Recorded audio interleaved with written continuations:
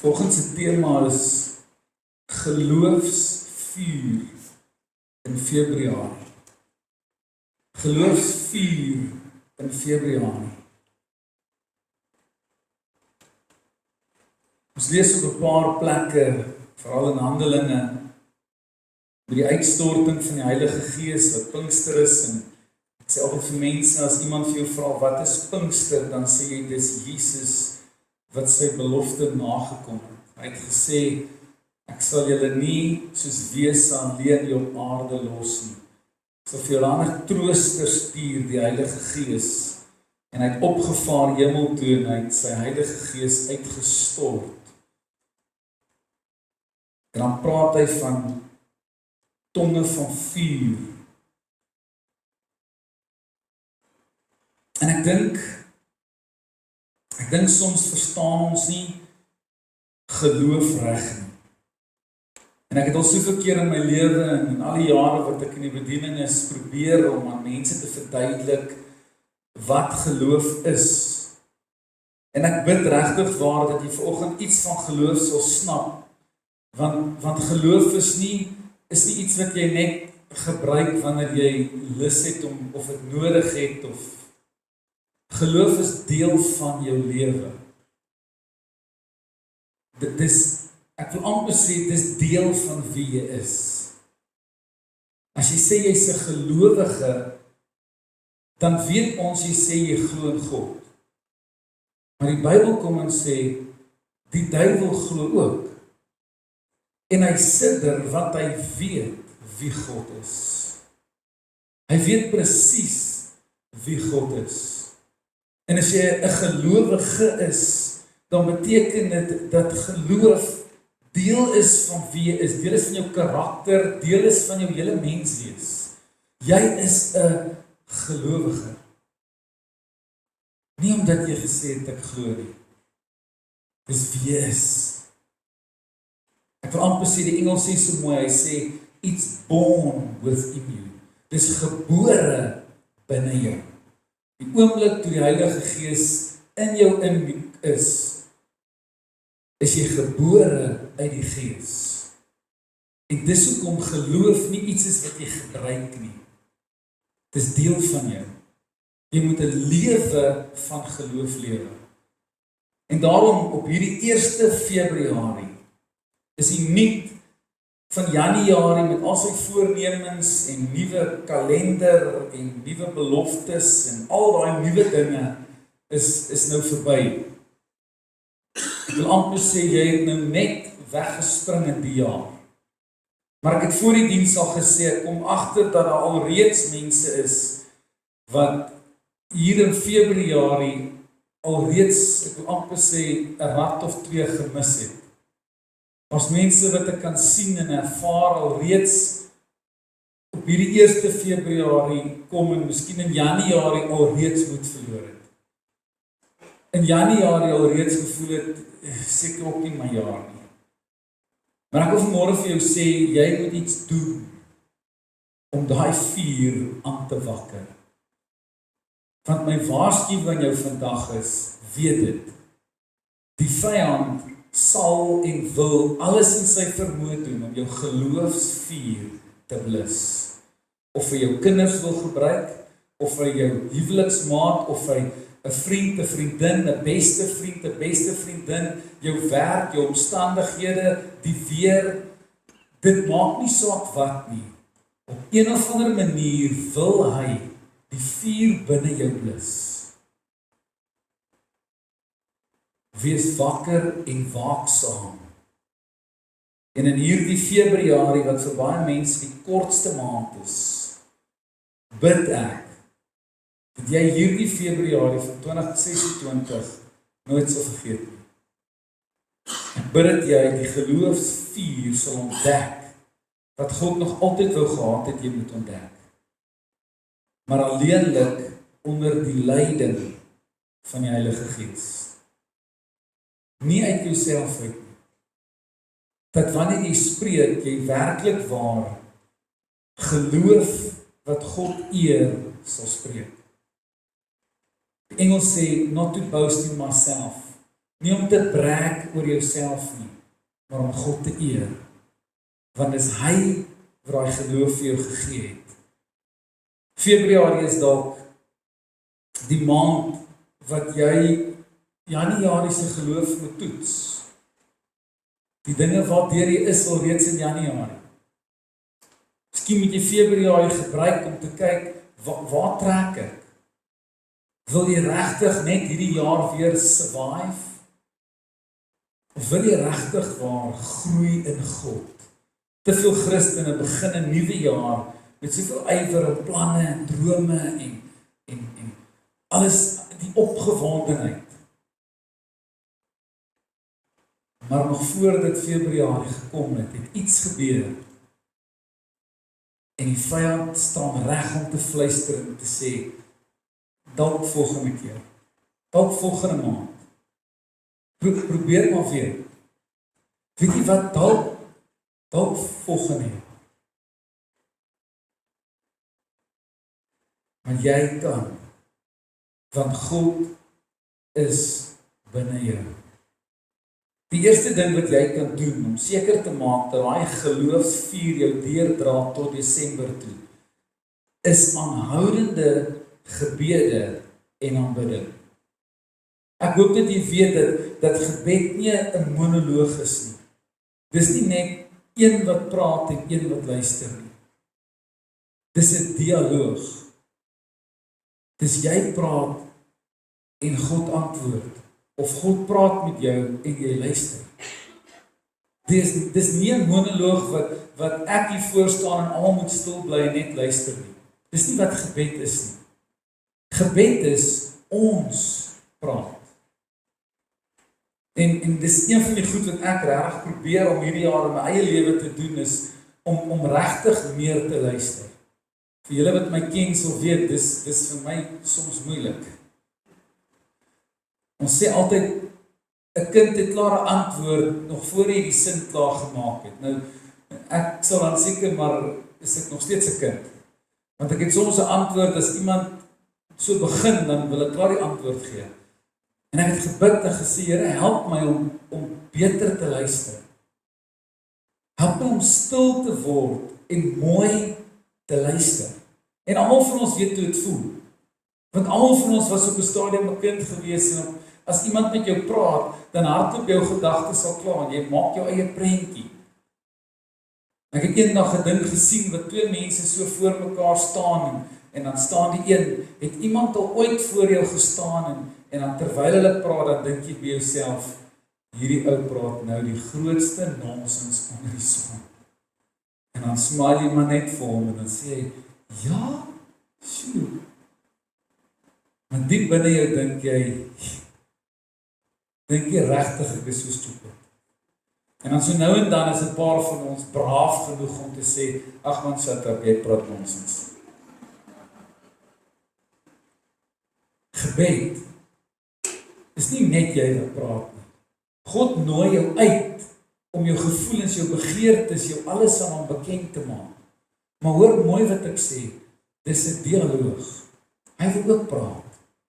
Aanbidding is nie net sang nie. Dit wat ons nou gedoen het, is nie net sommer ons sing lekker saam nie.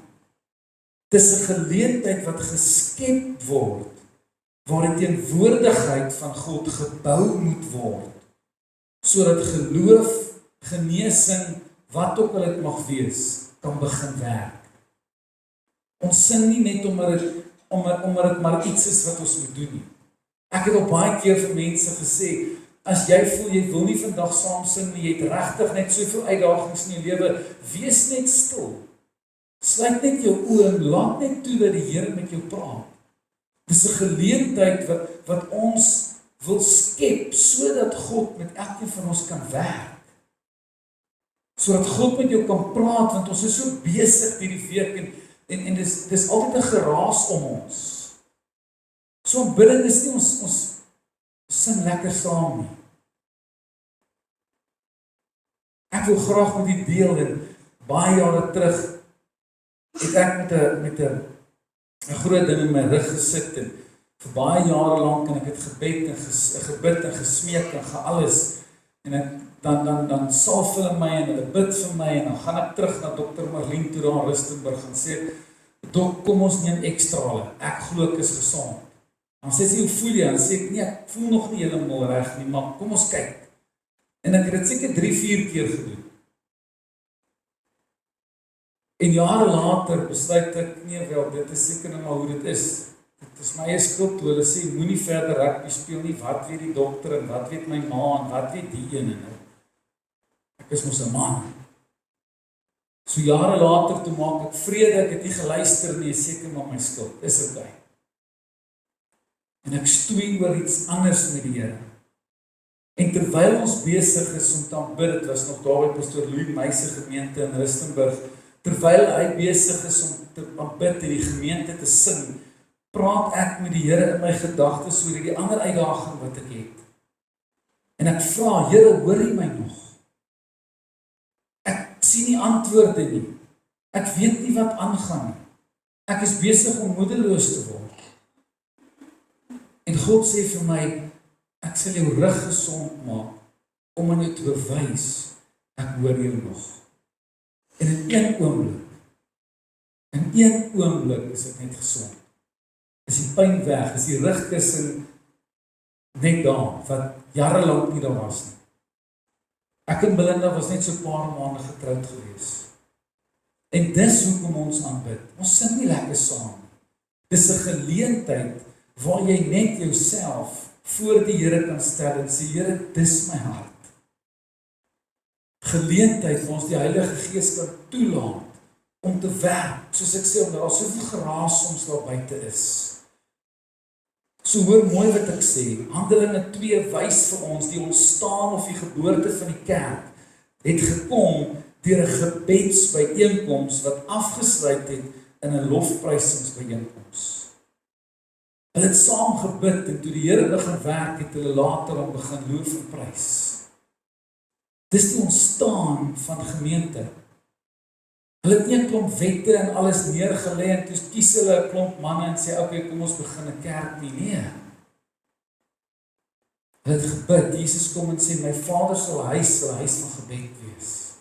Nadat hy al die geldwisselaars al weggejaag het. Wanneer jou geloof begin wankel, sal jy jou gebedstyd en aanbidding moet aanblaas. Die eerste ding wat ons baie keer as kinders van die Here nie lus voel om te doen wanneer jou geloof begin wankel nie, is juis bid. En ja, weer daar kom ons tye en omstandighede wat ek ook al gevoel het, ek weet nie meer wat om te bid nie. Alles wat ek kan, het ek nou al gebid. Ek weet nie wat om nog te vra, ek weet nie hoe om nog te smeek nie. Dan kom herinner die Here my gereeld aan Dion, dink net vir 'n oomblik aan Job. Toe hy so gevoel het, wat het Job gedoen? Hy het vir sy vriende begin bid. Hy het vir 'n oomblik vergeet van homself en vir ander begin bid. So miskien wanneer jy so moedeloos voel ek wil nie eens meer bid nie, ek weet nie meer wat om te bid nie. Moenie die vyand sy sin gee nie, bid dan vir iemand anders. Bid dan vir jou vyande. Bid dan vir wie ook al jy kan. Maar moenie dat die vyand jou stop om te bid nie. Moenie net bid wanneer jy in die moeilikheid is nie. Bid ook om uit die moeilikheid uit te bly. Jy weet tog, elkeen van ons weet waar lê ons uitdagings en versoekinge in hierdie lewe. Ons weet baie goed. In ons huwelike, in ons verhoudings, in ons kinders se lewens. Ek glo dat elke ouer wat hier sit, het regtig daarom 'n idee van 1 of 2 uitdagings in jou kinders se lewens. Dinge wat jy kan sien, wat jy so graag hulle wil uittrap oor, maar dan word hulle net kwaad vir jou. Dan vermy hulle jou net. Ek was ook daar. My ma het meer gebid as wat sy met my gesels het. Ek het al meer oor bid as enigiets anders. En baie keer vra mense vir my ma, hoe het jy dit reg gekry om Dion daar te kry? En lag sy dan sê sy, gebed. Gebed. As ek 1 uur, 2 uur in die oggend by die huis kom, dan word ek wakker, dan hoor ek, hoe smeek sy langs my bed by die Here. nie my aangevat nie. Toe my pa alkoholist was, jare terug, het sy hom nie een keer aangevat nie. Sy het sy kussing gesalf in die nag as sy by die huis kom en gesê, Here, hy sal u aanbid. Hy sal u dien. Hy sal antwoord op die roeping wat u op sy lewe geplaas het. And God did it. Nie sy nie. God het dit gedoen. Jy kan nie ophou bid en aanbid nie. Die tweede ding wat jy moet doen, om hierdie geloofsvuur wakker te hou binne jou, is jy moet staan op die woord van God. Ons kan nie as kinders van die Here, net, ek wil amper sê, net so nou en dan voel om ietsie te lees nie. Dis onmoontlik. Hierdie wetboek sê die Bybel, moenie uit van julle lippe af nie. Wat het Jesus gedoen? Toe die vyand Jesus versoek het, hy gesê, daar staan geskrywe. Vir elke versoeking en uitdaging wat jy deurgaan, elke een, is daar vers wat jou bemoedig, wat jou aanmoedig, en wat vir jou die antwoord kan gee. Vir elkeen. Jesaja 40 vers 8 verklaar, die gras verdor en die blom verwelk, maar die woord van ons God sal vir ewig staan. Jou gevoelens sal en gaan vir jou lieg. Mense gaan jou teleurstel. Jy kan op niks en niemand anders staat maak as die woord van God nie. Die Bybel self sê, vervloek is die mens wat op die arm van vlees steun. Moenie kwaad word wanneer mense jou teleurstel nie. Dit gaan gebeur. Dit gaan. Maar moenie dat dit bitterheid en haat in jou hart wakker maak, sodat jy almal dan verder loop en veroordeel nie. Kom terug by God. In Februarie, wanneer jou geloofsvuur begin kwyn, moet jy jou gees meer en meer voed met die woord van God. Die beloftes van God. Jou geloof kan nie oorleef op 'n dieet van nuusflitse of net so nou en dan 'n versie nie. Ons gaan moet staan op die beloftes van God. Dit is so mooi en prof sê dit veral baie as hy is, dan sê hy, spreek en lees die beloftes van God vir jouself, oor jou kinders, oor jou gesin. Spreek dit uit oor hulle. Dis hoekom dit daar is. Lees dit vir hulle. Bid dit oor hulle. Waarom is ons skaam daaroor? Gaan soek 'n paar beloftes in die woord van God en lees dit vir hulle. Roep hulle en sê, ek wil vandag hierdie gedeelte oor jou lewe lees. Ek wil hierdie belofte oor jou spreek vandag, my kind. Dis hoekom die woord van God daar is. Ons moet op die woord van God staan. Die woord van God en elke belofte daarin is jou geloofsvuur. Derdens, jy moet die vuur van geloof beskerm teen die winde van twyfel. Hoor baie mooi, die winde sal waai. Die vyand sal die vuur wil blus. Hy sal. Want hy kan dit nie vat, dat jy besig is om te groei, besig is om minder afhanklik te wees van aardse besittings en mense en gevoelens en opinies, en al meer en meer God vertrou, soos wanneer God kom en sê, herinner my aan my beloftes. God self sê dit. Baie keer dan luister ons, wanneer iemand die woord so kan aanhaal, en dan sê mense, maar ek ken nou nie die Bybel so goed nie, jy hoef nie te kan weet, dit staan daar nie. Maar iewers moet ons tog begin leer wat in die woord staan. En omdat ons nie altyd kan presies sê, Efesiërs 4 vers 16 sê so en so, nou voel ons nie, ek kan dit nie sê nie. Ons kan nie sonder die woord van God nie, die winde van twyfel sal waai. Almal van ons het goed wat rond lê in die huis. Mydag vra iemand vir my, het jy so en so ding, toe sê ek, Jesus, weet jy, ek het op 'n stadium so ding gehad. Kom mans, help my. Ek moet net gou-gou daar in die stoor gaan soek. Ek dink amper so. Daar's een wat eerlik genoeg is om te sê, ja, dis ek. Almal van ons, nou hoor mooi wat ek sê, die skuld van geloof is nie een van daai goed wat jy daar laat lê en as die winde begin waai, dan tel ons 'n bietjie op en ons keer so 'n bietjie die wind so af. Wie dan met 'n gasstoof water probeer kook en dan bly die wind net die hitte heel wegwaai.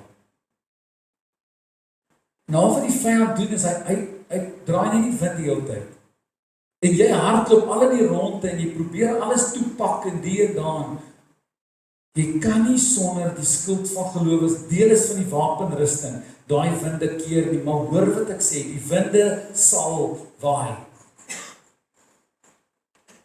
Jy kan nie dit net gebruik soos een van daai goedjies nie, jy moet proaktief en gereed wees.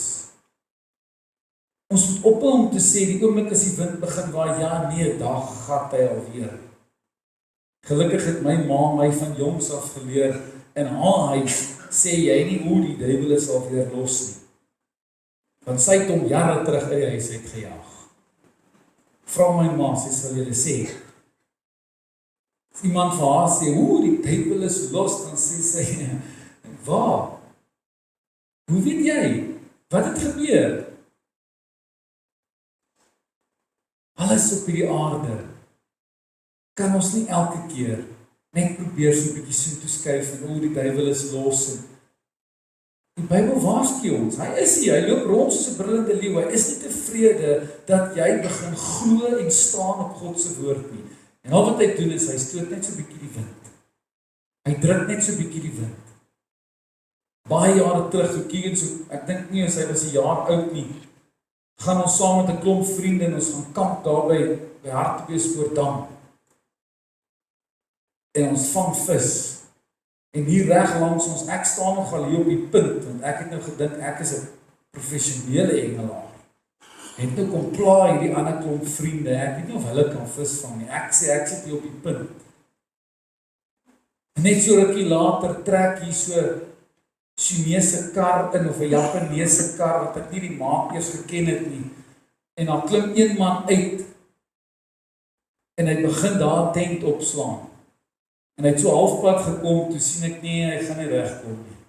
En toe gebeur my grootste nagmerrie. Hy haal so 'n opblaasbootjie daar uit, en hy blaas daai opblaasbootjie op. En hy sit daai visstok daar neer, die visstok het seker klokkies op die punt gehad. En ek weet nie wie van julle al gesien het, hoe kan die wind by Harties waai nie. En daai man klim in daai bootjie met een roeispan. Een van daai wat jy die kant roei, en dan roei jy die kant, en dan roei jy die kant, en dan roei jy die kant. Maar hy het die lyn, en nou moet hy roei, en hy's alleen. En dan bly hy na toe kom, dan skree ek vir hom, hey, move, ga weg hier, you are over my line. Dan sê hy vir my, sorry. Dan kom die wind, want die wind bly op die heeltyd druk. Nou 'n lang storie kort, as die tyd het, sal ek die hele storie vertel, ek het hom daarom nie geslaan of gevloek nie. Maar na die hoeveelste keer toe, wil ek totaal kop verloor, want hy's naderhand oor die hele lot van ons. En al wat hy elke keer vir my sê is, sorry.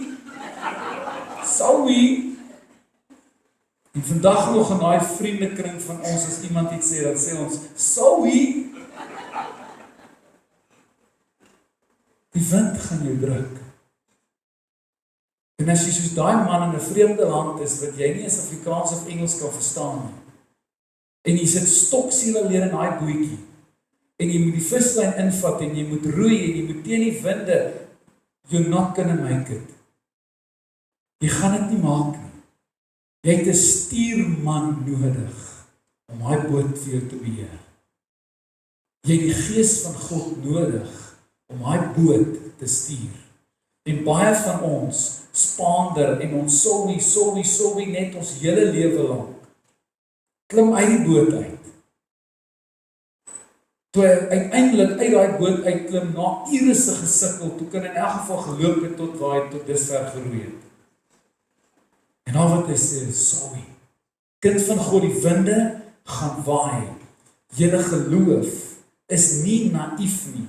Dis 'n strategiese skild wat jy plaas om die winde af te keer. Gebruik die skild van geloof.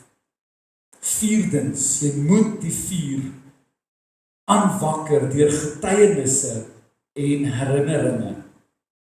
'n Kragtige vuur versprei in 'n oomblik. Ons het nou in die Kaap weer gesien, ons het daai tyd in Nysna gesien, as daai vuur hardloop, stop jy hom byna glad nie, dit vat dae lank, en hy saai verwoesting.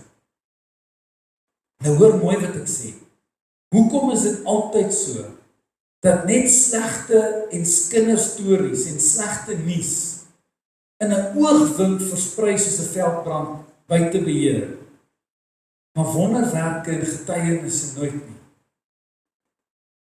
Hoekom is dit so? Ek dink enigiemand gaan met my stry dat leuns en kinderstories en slegte nuus versprei.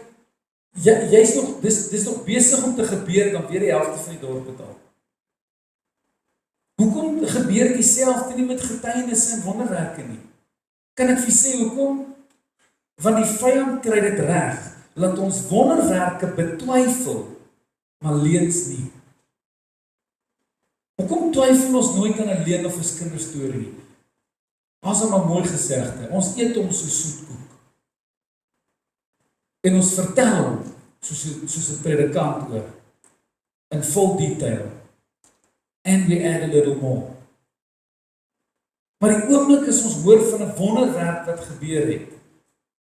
Nee jong, ek sal eers wil sien. So eers wil, waar hoor hulle dit? Hoekom doen ons as kinders van die Here dit? Kan jy dink hoe ons lewens sal verander as ons getuienisse en wonderwerke begin versprei soos wat ons kinderstories en leuns versprei? Wow. Hoe anders sal dit lyk? Maar ons is skaam en bang om ons wonderwerke en getuienisse te deel. Die vuur van geloof werk deur wonderwerke en getuienisse sodat dit ander ook kan bereik. Dis nie net vir jou nie. 'n Wonderwerk is nie net vir jou om te sê jy is goed of jy was mooi nie. Dis ook om te sê, daar's iemand anders daar buite wat nodig het om te hoor wat die Here vir jou gedoen het. Vrydag toe ons gebid het, het ek 2 of 3 gedeeltes vertel. Ek het vertel van die drielingskape en ek het gesê, ek het in my lewe dit nog nooit gesien nie, en die klein seentjie sê, ons is geseën. Saterdag toe ons by die atletiek kom, toe sê die ma, toe sê ek, hier's die foto, kom ek wys vir jou daai drieling. Sy sê, ek het hulle een kant gesit, want ek wou seker maak, want hulle het ook gedink, een van die 3 gaan so bietjie agteruit gaan. Sy sê, maar weet jy wat? Al 3 van hulle is presies ewe sterk, 100%.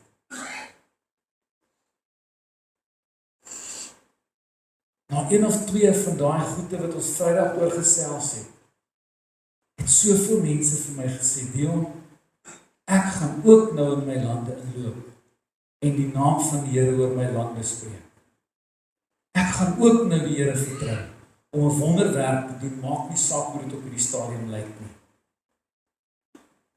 Hoekom is ons bang om te getuig oor die goedheid en die grootheid van die Here? Die laaste punt, die vuur van geloof, gaan jy nie op jou eie kan aanpak nie.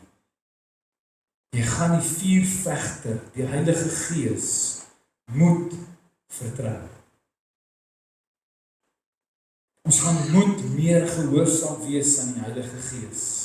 In die week sê iemand by die skool vir my, hulle het gebid wat in 'n moeilike situasie sit.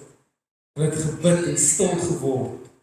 En die Here het vir hulle gesê, doen die regte ding. En sy het vir die Here gesê, Here, maar dis baie moeilik. Mense kon vir julle sê hoe moeilik. Om die regte ding te doen, is baie moeilik. maar doen die regte ding. As God sê, doen die regte ding. As God sê, maak so, doen dit. As hy sê, bly weg, bly weg. As hy sê, praat, dan praat jy. As hy sê, bly stil, dan bly jy stil. Ek het al soveel keer gesê, daar was op 'n stadium so 'n prentjie wat die ronde gedoen het, wat gesê het, die Heilige Gees gee jou nie net 'n taal en die en daar en gawes en so nie, hy laat jou ook baie keer stil bly. Want baie keer moet ons liewer stil bly, sodat God die werk kan doen. In Chicago Fire, die van die stories wat Belinda baie kyk, het hulle eendag gesê, never leave your partner behind in a fire. Moet nooit jou maat in die vuur alleen los nie. Wanneer die vuur buite beheer raak, het jy die Gees nodig om beheer te kry. Ek wil jou vanmôre kom vra, kom smeek, moet nooit die Gees van God vergeet nie. Moenie vir een oomblik dink dat hy nie met jou sal praat nie. Moenie vir een oomblik dink dat hy nie by jou is nie. Die vyand gaan twyfel saai. Dis sy werk. Hy wil jou wegkry en weghou van God af. Dis al wat hy wil doen. Hy wil jou verwoes, hy wil jou vernieuw, hy wil net die slegte in jou kom wakker maak. Maar as jy kind van God is, wil ek jou vanmôre kom aanmoedig. Dis tyd dat jy werklik waar sal glo dat God is, dat jy vas sal staan in gebed en aanbidding, dat jy werklik waar op God se woord en sy beloftes sal staan, dat jy die geloof en die skuld sal gebruik om jou te beskerm. Nie net wanneer jy wil nie, nie net wanneer dit nodig is nie, dat jy werklik sal begin vertel van die goedheid en die grootheid van die Here. En laastens, dat jy altyd sal weet, die Gees van God is met jou. He lives in you. Kind van God, ons is nie Christene, om op hierdie aarde te dink, dat 'n kind van God geword het, sodat dit net met my sal goed gaan. God wil jou gebruik in sy weermag om oorlog te maak teen die werke van die duisternis. En jy sal oorwin deur die bloed van die lam en die woord van jou getuienis. Ons sal oorwin. Jy is tot alles in staat deur Jesus Christus wat jou die krag gee. Jy is meer as oorwinnaar. Jy is. Dis wie God jou gemaak het. Die mooiste voorbeeld van meer as oorwinnaar, praat hulle altyd, dan sê hulle van hierdie bokser, wat al die harde werk ingesit het, ure en maande se oefening, en hy klim in hierdie bokskruit in en hy veg, en hy vat al die houe. Hy moet deur alles gaan, en hy moet deur al die houe gaan, en op die einde dan wen hy, en dan kry hy die check. En as hy by die huis kom, dan gee hy die check vir sy vrou, en dan sy vrou meer as oorwinnaar. Sy het nie een oomblik in daai geveg gestaan nie. Sy het niks gedoen nie. Sy is meer as oorwinnaar. Hy het oorwin. Maar sy het gedeel aan die oorwinning. Jesus Christus het reeds oorwin vir jou, vir jou, vir jou, vir jou. Hy kan oorwin. En hy staan voor jou en sê, vat dit. The victory belongs to you. Take it in Jesus' name. Kom ons sê die oor. Here, ek bid in die naam van Jesus, dat ons as kinders van God sal opstaan in die naam van Jesus. Dat ons werklik sal glo dat hy is wie hy sê hy is. Kind van God, dis tyd om te oorwin. Dis tyd om jou geloof op te neem Dis tyd om jou beloftes wat God aan jou gegee het, deel van jou lewe te maak. Dis tyd om dinge in jou lewe te begin oorwin, wat die duiwel jou vir te lank oortuig het. Dis nog nie jou jaar nie. Dis nog nie jou beurt nie. Dis nou. Die Bybel sê, kom nou, dat ons die saak nou uitmaak. Nou. Nie môre, nie oormôre nie, nou. Kom laat ons die saak nou uitmaak. Daarom bid ek, Here, in die naam van Jesus, dat ons nie sal skaam vir die evangelie van Christus nie. Dat ons sal ophou leuns versprei, maar wonderwerke en getuienisse sal begin versprei. Dat ons die woord van God sal begin versprei en uitspreek oor mense en omstandighede. Dis tyd dat ons as kinders van God doen wat God van ons verwag om te doen. You are more than a conqueror. Jy is meer as oorwinnaar deur Jesus Christus wat jou die krag gee. Kom dat ons die saak nou uitmaak.